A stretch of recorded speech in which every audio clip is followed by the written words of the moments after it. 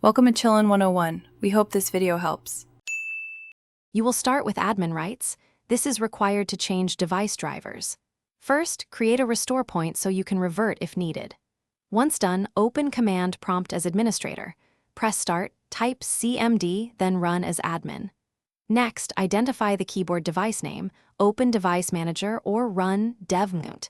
MSC to confirm exact hardware name. Make sure you note the device ID text exactly. This prevents disabling the wrong device later on.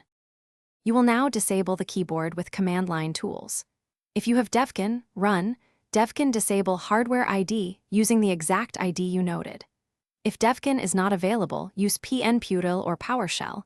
Get the device with get pnp device friendly name, keyboard name, then pipe to disable pnp device confirm, $false. Once executed, check Device Manager or run Devkin status to verify the device shows disabled. Make sure to keep an external keyboard or touch input available before proceeding. To finish, re-enable the keyboard when ready. Run Devkin enable hardware ID or use PowerShell. Enable PNP device instance ID device instance confirm, $false. If the keyboard stays unresponsive, reboot first.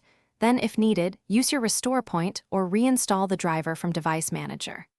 One key troubleshooting tip: if you lose input, attach a USB keyboard or enable remote desktop before disabling. That single precaution prevents lockout.